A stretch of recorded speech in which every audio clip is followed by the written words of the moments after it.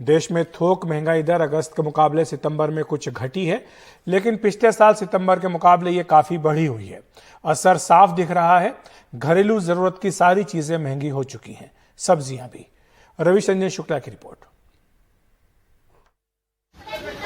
करीब 20 साल से परचून की दुकान चला रहे विनय ने महंगाई की रफ्तार शायद पहली बार देखी है।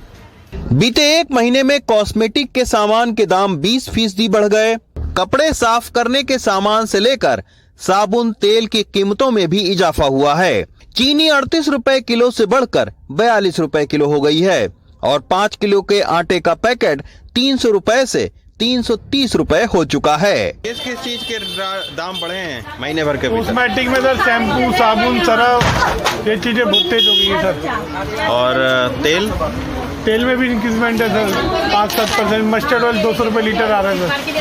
पहले 150 रुपए लीटर था ये तेल, आज 200 रुपए लीटर में तेल मिल रहा है सर। उधर गुरुवार को वाणिज्य मंत्रालय ने थोक महंगाई दर के आंकड़े जारी किए, जिसके मुताबिक पिछले साल सितंबर में थोक महंगाई दर 1.32% थी, जो इस साल बढ़कर 10.66% हो गई है। हालांकि इस साल अगस्त में थोक महंगाई दर 11.39% थी, जो कुछ कम होकर 10.66% हो गई है।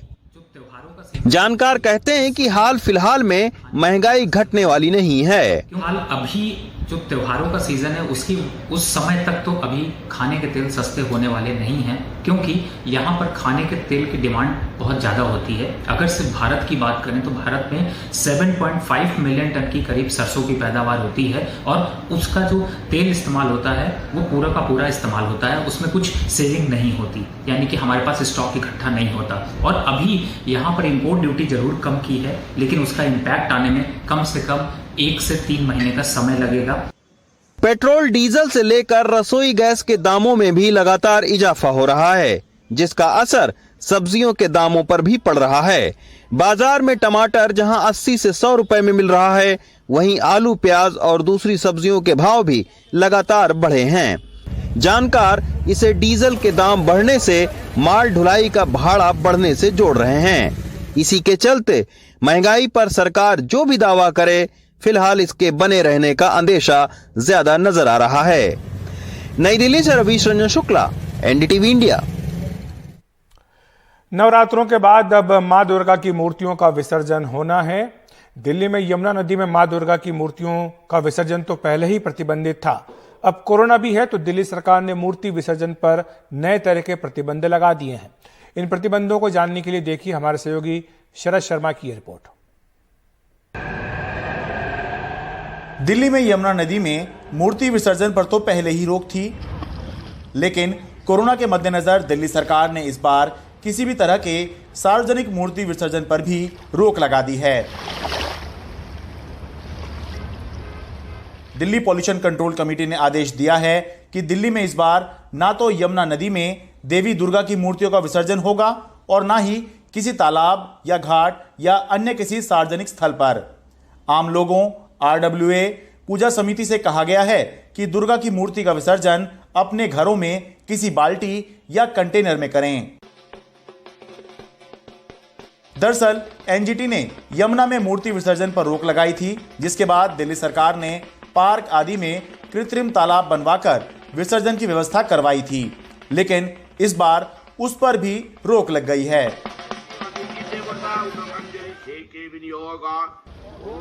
दिल्ली के मिनी बंगाल कहे जाने वाले चितरंजन पार्क के मशहूर काली मंदिर के तो परिसर में ही गड्ढा खोदकर विसर्जन की व्यवस्था है।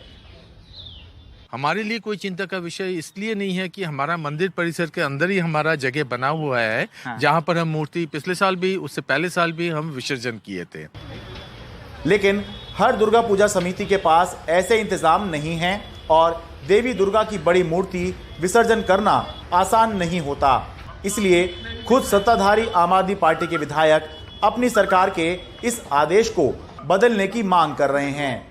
जो लोग घर में दुर्गा पूजा कर रहे हैं, छोटी मूर्ति है, वो ज़रूर गणेश विसर्जन की तरह जो अपने घर में बाल्टी में विसर्जन कर सकते हैं, मगर बड़ी पूजाओं के लिए जो है ये आदेश जो है ये थोड़ा सा मुझे लगता है कि इसको चेंज करने की ज़रूरत है। हम लोग सरकार में बात करके इसको जो है बदलवाएंगे। दिल्ली के पर्यावरण मंत्री गोपाल राय का कहना है कि जहां दुर्गा मूर्ति स्थापित हैं, उसी के आसपास विसर्जन के लिए कहा गया है ताकि विसर्जन के लिए जाते समय भीड़ ना हो। अपने जो सराउंडिंग जो कैंपस है तो उस कैंपस के अंदर जो है इसको किया जाए, जिससे लोगों को जो भीड़ भाड़ है उससे बचा जा सके। तो जो भी इस तरह की जो बड़ी मूर्तियां हैं वो उनके लोकल जो लोकेलिटी का कैंपस है उन जगहों पे उसको कर रहे हैं। भगवान के मामले में, धर्म के मामले में तरह तरह के प्रतिबंध हमको अच्छे तो नहीं लगते, लेकिन ये होते तो हमारी सुरक्षा के लिए ही हैं। दुर्गा माता से प्रार्थना करते हैं कि तरह तरह के प्रतिबंधों का ये आखिरी साल हो और अगला साल हमको बिल्कुल सामान्य मिले। दिल्ली से अपने कैमरा सहयोगी पवन कुमार के साथ मैं शरद शर्मा, एनडीटीवी इंडिया।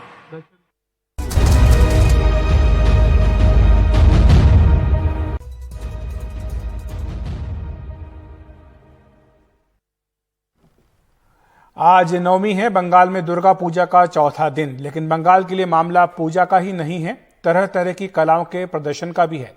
कोलकाता के पूजा पंडाल जैसे कला प्रदर्शनियों में बदल जाते हैं। मोनिदीपा बनर्जी की रिपोर्ट।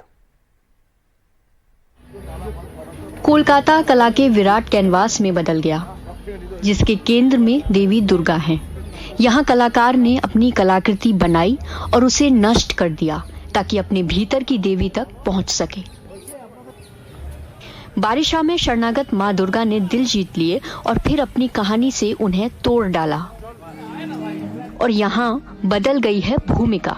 देवी मनुष्य को प्रणाम कर रही है, कोविड योद्धाओं को जो संसार को निरोग करने में लगे हैं। कला इतिहासकार इसे बेहतरीन जनकला का नमूना मानते हैं। This wonderful public art happens here during the 5 days of the festival. ये शानदार सार्वजनिक कला यहाँ त्योहार के 5 दिन होती है, जिसके बारे में बाकी देश वालों को भी ज्यादा पता नहीं है। कलाकार और डिजाइनर इस मंच को सार्वजनिक कला के लिए और लोगों के बीच नए तरह की कला के बारे में जागरूकता फैलाने के लिए इस्तेमाल कर रहे हैं। ये बात बहुत अहम है। New kinds of themes is very important. Pandal आने वाले अब कला के गुणग्राहक भी हो गए हैं। ये समथिंग न्यू लुक इज ये बिल्कुल नई चीज है। देखने में तो भयानक है, लेकिन इस छवि में भी ईश्वर है और ये उम्मीद है कि कभी तो सब ठीक होगा और इन भयावह हालात में हम उबरेंगे। दुर्गा पूजा निसंदेह पूजा के लिए है, लेकिन उत्सव का कैनवास अब ज्यादा बड़ा है, जहां हर किसी को आकर अपना रंग जोड़ने का न्योता है। कोलकाता से मोनिदीपा बनर्जी की रिपोर्ट, एनडीटीवी इंडिया।